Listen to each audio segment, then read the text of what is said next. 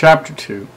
And in the 2nd year of the reign of Nebuchadnezzar, Nebuchadnezzar dreamed dreams, wherewith his spirit was troubled, and his sleep brake from him. Then the king commanded to call the magicians, and the astrologers, and the sorcerers, and the Chaldeans, for to show the king his dreams. So they came and stood before the king. And the king said unto them, I have dreamed a dream, and my spirit was troubled to know the dream. Then spake the Chaldeans to the king in Syriac, O king, live forever, tell thy servants a dream, and we will show the interpretation. The king answered and said to the Chaldeans, The thing is gone from me. If ye will not make known unto me the dream, with the interpretation of, ye shall be cut in pieces, and your houses shall be made a dunghill. But if ye show the dream, and the interpretation thereof, ye shall receive of me gifts and rewards and great honor. Therefore show me the dream and the interpretation thereof. They answered again and said, Let the king tell his servants the dream, and we will shew the interpretation of it. The king answered and said, I know of a certainty that ye would gain the time, because ye see the thing is gone from me. But if ye will not make known unto me the dream, there is but one decree for you you have prepared lying and corrupt words to speak before me, till the time be changed. Therefore tell me the dream, and I shall know that ye can shew me the interpretation thereof. The Chaldeans answered before the king and said, There is not a man upon the earth that can shew the king's matter. Therefore there is no king, lord, nor ruler that asks such things of any magician or astrologer or Chaldean. And it is a rare thing that the king requireth, and there is none other can shew it before the king except the gods, whose dwelling is not with flesh. For this cause the king was angry and very furious, and commanded to destroy all the wise men of Babylon. And the decree went forth that the wise men should be slain, and they sought Daniel and his fellows to be slain. Then Daniel answered with counsel and wisdom to Arioch, the captain of the king's guard, which was gone forth to slay the wise men of Babylon. He answered and said to Arioch, the king's captain, Why is the decree so hasty from the king? Then Arioch made the thing known to Daniel. Then Daniel went in and desired of the king that he would give him time, and that he would show the king the interpretation. Then Daniel went to his house, and made the thing known to Hananiah, Mishael, and Azariah his companions, that they would desire mercies of the God of heaven concerning the secret, that Daniel and his fellows should not perish with the rest of the wise men of Babylon. Then was the secret revealed unto Daniel in a night vision. Then Daniel blessed the God of heaven. Daniel answered and said, Blessed be the name of God for ever and ever, for wisdom and might are his. And he changeth the times and seasons, he removeth kings and setteth up kings. He giveth wisdom unto the wise, and knowledge to them that know understanding. He revealeth the deep and secret things. He knoweth what is the darkness, and the light dwelleth in him. I thank thee and praise thee, O Lord, O thou God of my fathers, who hast given me wisdom and might, and hast made known unto me now what we desired of thee, for thou hast now made known unto us the king's matter. Therefore Daniel went unto Arioch, whom the king had ordained to destroy the wise men of Babylon. He went and said thus to him, Destroy not the wise men of Babylon. Bring me in before the king, and I will show unto the king the interpretation. Then Arioch brought in Daniel before the king in haste, and said thus to him, I have found a man of the captives of Judah that will make known unto the king the interpretation. The king answered and said to Daniel, whose name was Belteshazzar, Art thou able to make known unto me the dream which I have seen, and the interpretation thereof? Daniel answered in the presence of the king, and said, The secret which the king hath demanded cannot the wise men, the astrologers, the magicians, and the soothsayers show unto the king. But there is a God in heaven that revealeth secrets, and maketh known to the king Nebuchadnezzar what shall be in the latter days. Thy dream and the visions of thy head upon thy bed are these. As for thee, O king, thy thoughts came into thy mind upon thy bed, what should come to pass hereafter, and he that revealeth secrets maketh known to thee what shall come to pass. But as for me, the secret is not revealed to me for any wisdom that I have, more than any living, but for the sakes that shall make known the interpretation of the king, and that thou mightest know the thoughts of thy heart. Thou, O king, sawest, and behold, a great image. This great image, whose brightness was excellent, stood before thee, and the form thereof was terrible. The image's head was of fine gold, his breast and his arms of silver, his belly and thighs of brass, his legs of iron, his feet of part of iron and part of clay.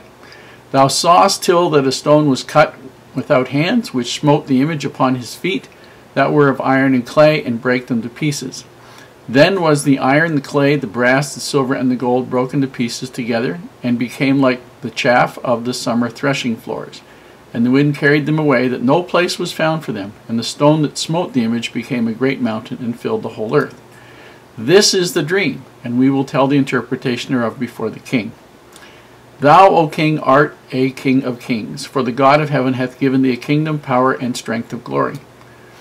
And wheresoever the children of men dwell, the beasts of the field and the fowls of the heaven hath he given into thine hand, and hath made thee ruler over them all. Thou art this head of gold. And after thee shall rise another kingdom, inferior to thee, and another third kingdom of brass, which shall bear rule over all the earth. And the fourth kingdom shall be strong as iron, forasmuch as iron breaketh in pieces, and subdueth all things. And as iron that breaketh all these, it shall break in pieces and bruise. And whereas thou sawest the feet and the toes, part of potter's clay and part of iron, the kingdom shall be divided, but there shall be in it the strength of the iron, forasmuch as thou sawest the iron mixed with miry clay. And as the toes of the feet were part of iron and part of clay, so the kingdom shall be partly strong and partly broken. And whereas thou sawest iron mixed with miry clay, they shall mingle themselves with the seed of men, but they shall not cleave one to another, even as iron is not mixed with clay. And in the days of these kings shall the God of heaven set up a kingdom which shall never be destroyed, and the kingdom shall not be left to other people, but it shall break in pieces and consume all these kingdoms, and it shall stand forever.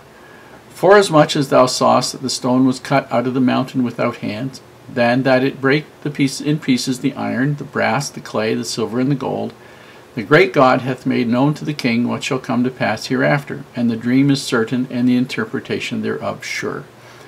Then the king Nebuchadnezzar fell upon his face, and worshipped Daniel, and commanded that they should offer an oblation and sweet odors unto him. The king answered unto Daniel, and said, Of a truth it is that your God is a God of gods, and a Lord of kings, and a revealer of secrets, seeing thou couldst reveal this secret. Then the king made Daniel a great man, and gave him many great gifts, and made him ruler over the whole province of Babylon, and chief of the governors over all the wise men of Babylon. Then Daniel requested of the king, and he set Shadrach, Meshach, and Abednego over the affairs of the province of Babylon.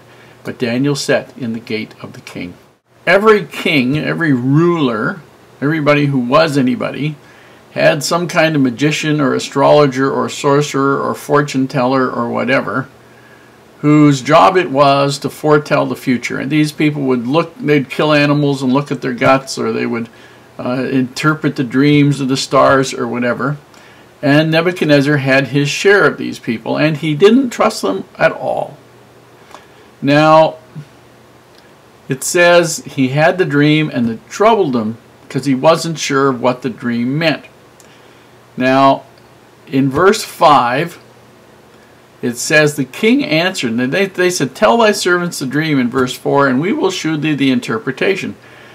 These guys would do one thing. They would try and find some way to turn whatever the king had dreamed into some wonderful compliment to the king. And then the king would be, oh, well, gee, that's really nice. And the king knew that this is what was happening. But there is a mistranslation in verse 5. And the verb, the word that is used in Persian that signifies the word gone, I think Ahaz or Abaz, I can't quite remember which one it is, but it doesn't mean gone. It means sure. So the king answered and said to the Chaldeans, the thing, meaning the dream, is sure with me. So he has it in his mind exactly what he dreamed.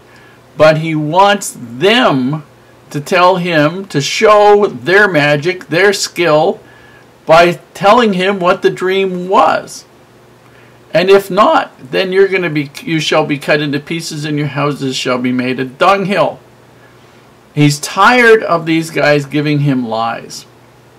And then basically they say, but you know, in verse 9, if you will not make it known, there is, nobody in the whole world that can do this for you.